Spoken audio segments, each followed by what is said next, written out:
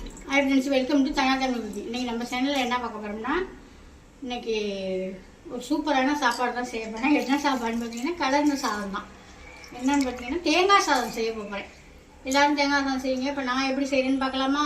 இப்போ அதுக்கு ஒரு 2 டம்ளர் அரிசி எடுத்து, நம்ம வீட்டில் எப்போதும் சமைக்கிற அரிசி தான் எடுத்து நல்லா கழுவிட்டு ஒரு அரை மணி நேரம் ஊற வச்சு எடுத்துக்க வேணும். எப்போயுமே சாப்பாடு வடிக்கிற சாப்பாட்டுக்குமே அரிசியை நான் ஊற வச்சு தாங்க வடிப்பேன். அது அப்போலேருந்தே எனக்கு பழக்கம்.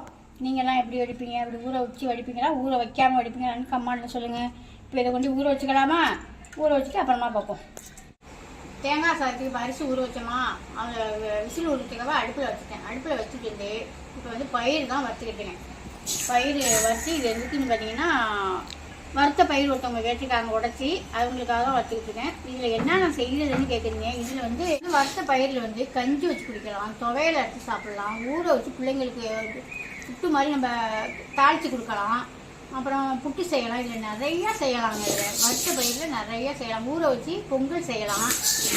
முளைக்கட்டிய பயிர் வந்து நம்ம நேரடியாக காய்கறிகளுக்கு, தாளிக்கிற காய்கறிகளுக்கு, பொங்கலுக்கு அதெல்லாம் நேரடியாக போடலாம். இது வந்து அரை மணி நேரம் 1 மணி நேரம் ஊற வச்சு தான் நீங்கள் சேர்த்துக்கணும். இது வந்து பயிர் நாட்டு பயிர் தாங்க. எப்படி குட்டி குட்டி குட்டியாக இருக்கு பார்த்தீங்களா? நம்ம வறுத்து உடைச்சோம்னாலும் பருப்பும் குட்டி குட்டியாக தான் இருக்கும். நம்ம கடையில் வாங்கினோம்னா கம்பெனி பயிராக இருக்கும், அது பெரிய பெரிய பருப்பாக இருக்கும். நம்ம இது முளைக்கட்டினோம்னாலும் குட்டி குட்டியாக தான் இருக்கும், வறுத்து வளர்த்தோம்னாலும் சின்ன சின்னதாக தான் இருக்கும். இது வந்து நாட்டு பயிருங்க. இது ஒருத்தவங்க கேட்டுருக்காங்க 3 கிலோ, அவங்களுக்காக தான் இப்போ நான் வறுத்துக்கிட்டு இருக்கேன். உங்களுக்கும் வேணும்னா வறுத்த பயிர் இருக்குது, முளைகட்டின பயிர் இருக்குது, எல்லாமே இருக்குது, வேணால் வாங்கிக்கலாம்.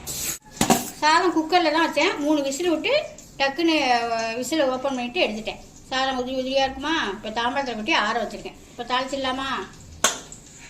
அதுக்கு ஒரு எண்ணெய் சட்டியை வச்சுருக்கேன். வச்சு ஒரு 2 ஸ்பூன் எண்ணெய் ஊற்றிக்கலாம். அது எண்ணெய் கருப்பாக இருக்கான்னு பார்க்காதீங்க. இட்லி பொடிக்கு பெருங்காயம் பொரிச்சேன்னா அந்த சட்டிலேயே வச்சுருக்கேன்.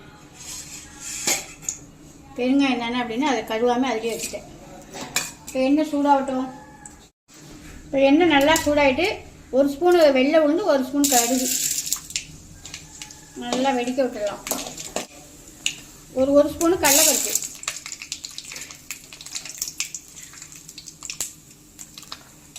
2 ஸ்பூன் கிட்ட நிலக்கடலை, முந்திரி பருப்பு,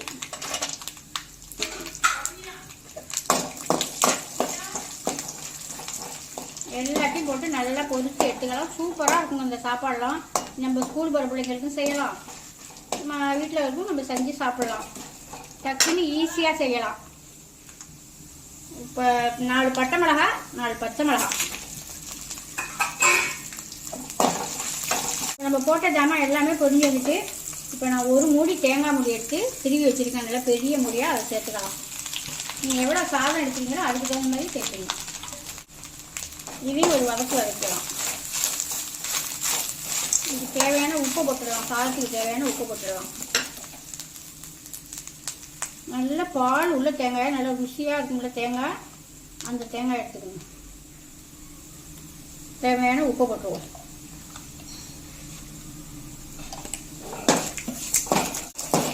முந்திரி பருப்பெல்லாம் நிறையாவே போடலாம். எவ்வளோ கணக்கெல்லாம் கிடையாது, நிறையா போடலாம். நல்லா வாசமாக நல்லா இருக்கும். இதையே இப்போ நான் கோல்டு வின்னர் தான் போட்டு தாளிச்சிருக்கேன். தேங்காய் எண்ணெய் விட்டு தாளித்தா அதுவும் நல்லாயிருக்கும். ஃப்ரெஷ்ஷான கருவேப்பிலை ஒரு கொத்து.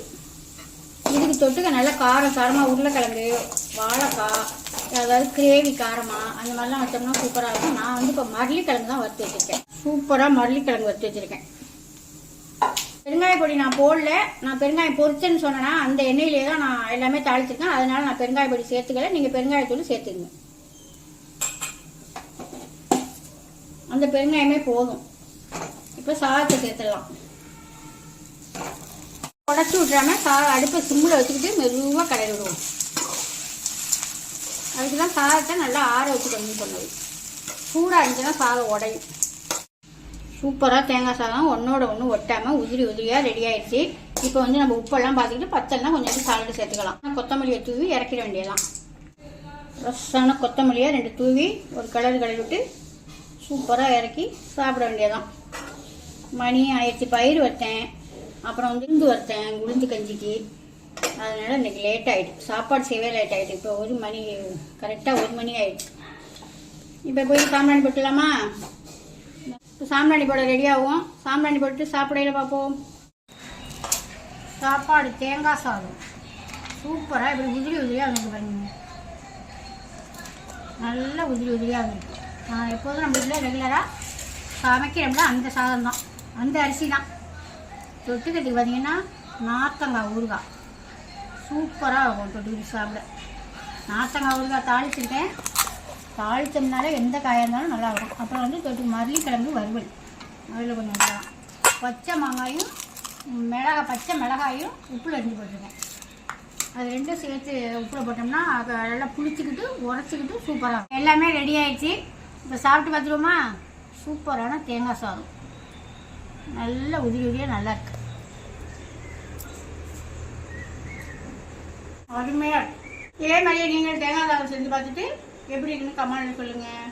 இந்த வீடியோ பிடிச்சிருந்தா ஒரு லைக் பண்ணுங்கள், ஃப்ரெண்டுக்கெல்லாம் ஷேர் பண்ணுங்கள், மறந்துடாமல் ஒரு சப்ஸ்கிரைப் பண்ணுங்கள். அடுத்த வீடியோவில் பார்ப்போம். பாய்.